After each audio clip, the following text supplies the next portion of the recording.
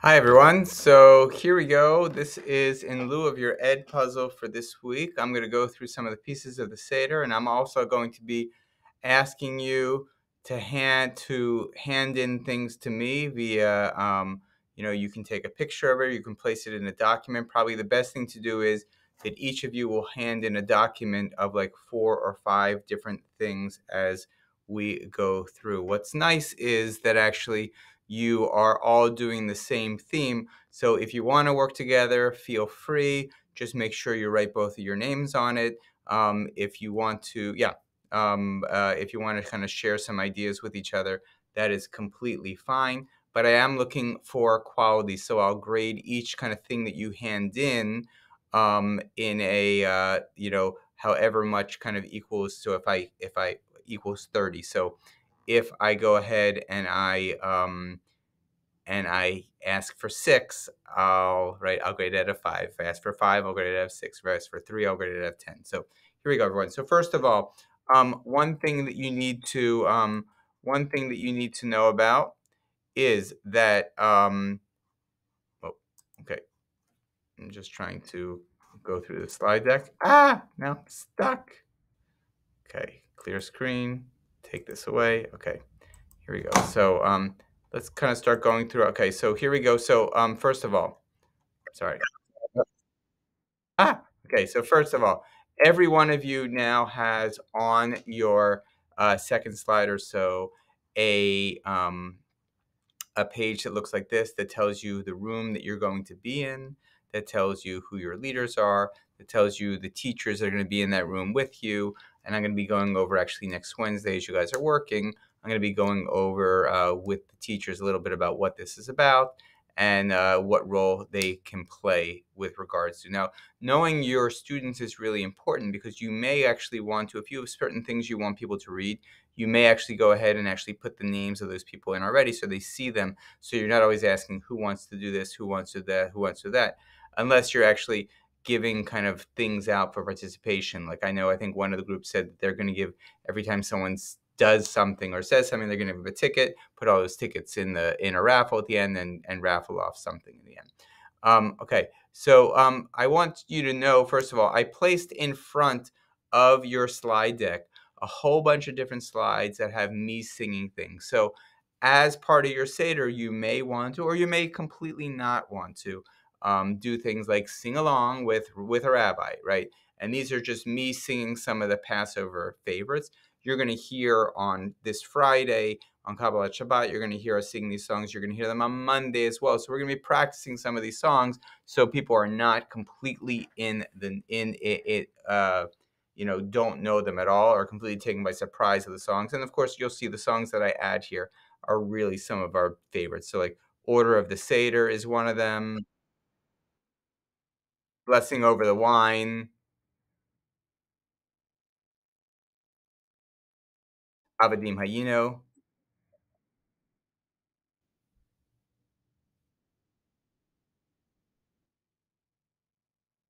Isha Amda,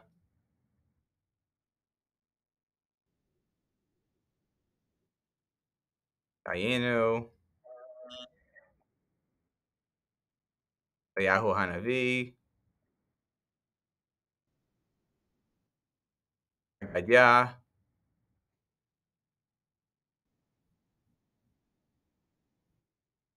Echad Miodea, Echad Miodea in English. So again, you can go ahead and place them at different points of your Seder just to add a little bit of something to of some song to your day. I also have Manish Shana, but I put that by your Manish Shana slide. So I'd like you to start thinking about where those go. Of course, this is your first piece. I think we all decided that we're doing like a match a description to the picture. On Wednesday, I will bring actually boxes in for you to place certain things that are going to be needed at your Seder. Additionally, although I didn't write it here, you should actually have a page where I'm buying things because on this Sunday I'm hoping to try to buy things that will help you at your Seder. I'm hoping to do that on Sunday. I don't know if I'll get to it if you give it to me on Wednesday, since I have model Seders down here on Thursday, so I'll be pretty busy. Here's match description to the picture. You will, by the way, notice, right, that there's nothing false here, so if that was your plan. Okay. Here is a new slide, and this is actually using kind of the biggest piece of Torah to actually write your own 4 questions, Manishtana, but not about the Seder plate, but really about this right here. So you'll see it on this page here. And I would like you all to write those 4 questions. Please do me a favor and add it as a slide deck to your slideshow. And that's where I will see it, and that's where I will grade it. So write your name and write your and add that slide. So that is your number 1 thing to do. And really, just to see it right here, the Majin Shana are the famous 4 questions that come about when a young child looks at the Seder plate and have a bunch of questions. Your task is to present the next Torah page to your Seder participants, have them read the story or read it with them, and have them come up with 4 questions. Then show them the 4 questions that your group came up with. All right. Again, by the way, if you want to meet as a group and do this all together, I'm completely fine with that as well. But then that means you're all going to get the same grade, so make sure it's quality, right? And by the way, so this can be a game, or you can be kind of you can kind of I would actually maybe try to see if people might read this at your Seder, or that you have them come up with 4 questions. Because if you notice that not everyone is going to know this complete story, and so by providing them with this, you're going to be able to teach them this. Or you can kind of figure out a way to tell the story in a play form, or in a or like a color in each bit of it, and have them, or just have them kind of read it silently and kind of write down their own 4 questions. You can have a game like, did you come up with my 4 questions? Kind of something like that. All right. So this is your kind of your page number 1, and either I'm getting a page with everyone's name on the bottom, or 1 page from each of you. And yeah, okay. There's Manishtana, so you can use that at that point, which is kind of a nice thing. When we think of Israelite fighting for freedom, the major question we came up with are, major theme that we came up with are, and I know we talked about this in class, so this should be a really easy page to write. So you're going to, and I would use this kind of as a you can either write your own, and I would actually kind of write your own, and then you can kind of combine later on. So that's your task number 2 for the day. Who am I? That's just kind of one of the things that you're going to be doing at the Seder, calling up people and doing that. This question right here, why didn't God just inflict 1 major plague? Why did there need to be 10? Actually, I loved some of the answers that came up in class, particularly David Gilman. I loved that answer of actually the other plagues were actually an act of kindness.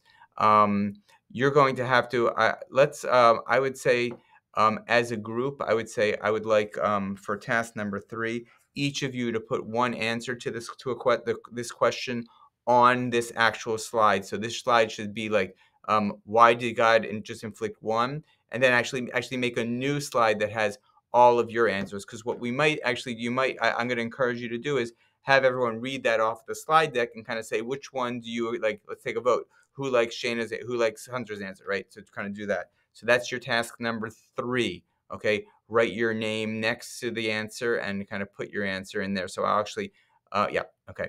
Next we have our song. Thank you.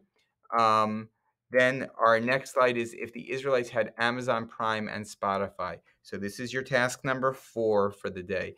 I would like you to offer make each of you in your group, please someone make a new slide and add 5 Amazon items that you kind of cut and paste that kind of the Israelites might need in their quest for getting out of freedom.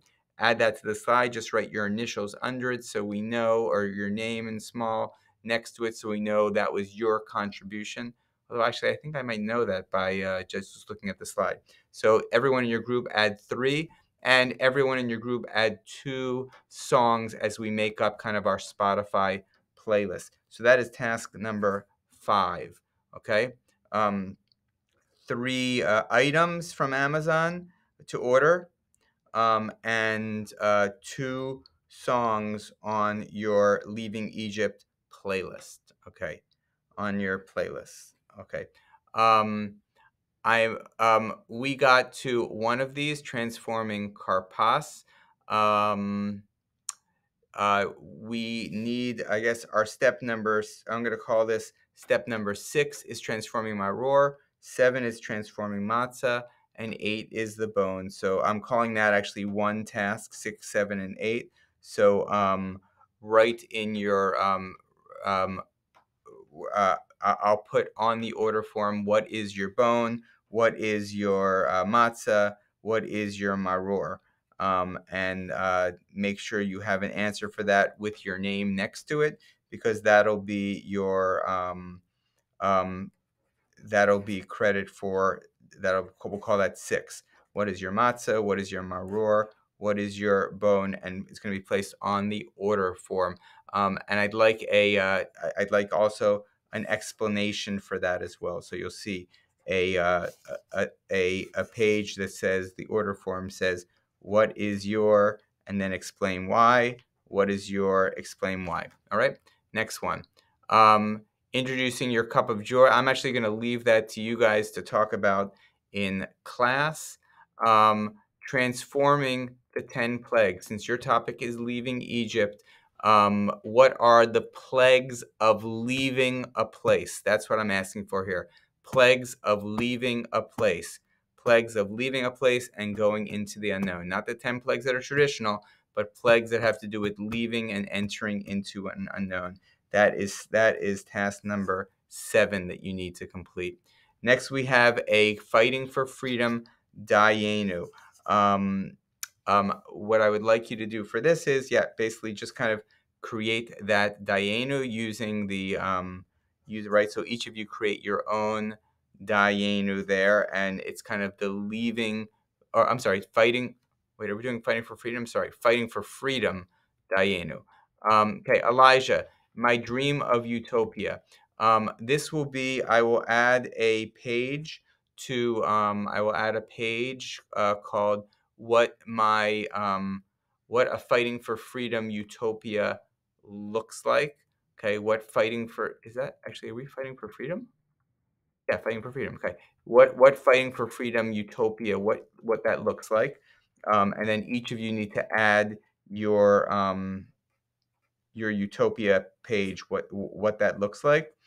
Give us a vision of kind of like a world, like a fighting for freedom utopia, right? Utopia is kind of the greatest idea. And when Elijah comes, Elijah is supposed to bring the Messiah, and the Messiah is kind of the bringer of the perfect world. So what's a perfect fight for freedom? What does that look like? Okay. A perfect fight for freedom. Perfect fight for freedom. So that's task number 9. And then we have my afikomen. And what I'd like you to do is, this is kind of a hard task, right?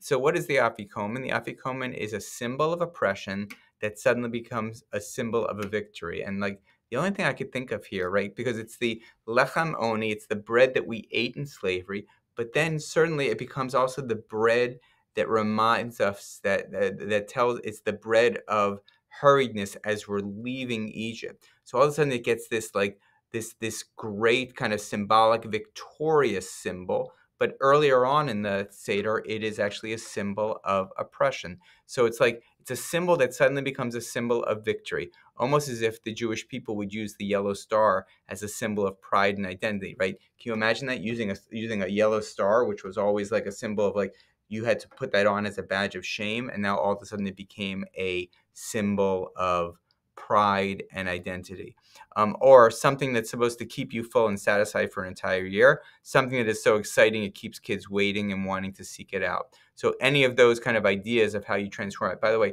everyone is getting for their Seder jelly beans from Trader Joe's as their afikomen.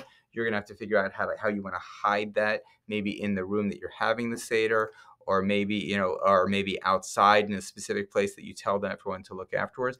But what you're going to wrap it in is you're going to wrap it in whatever kind of that symbol, the symbolic thing is. And that's not an easy. I mean, to do the symbol that starts, and become something good. I thought actually maybe a symbol like homework, right? Homework is something that we despise and we don't like to do, but then actually at the end we're like, oh, actually, you know what, that was really valuable, I'm glad I did it. So maybe if you look at that way, like a situation that you're in that's really difficult, but then when you look back on it, you're like, oh, actually, you know what, that was a really positive thing for me. So maybe that's the way to look at an afikomen.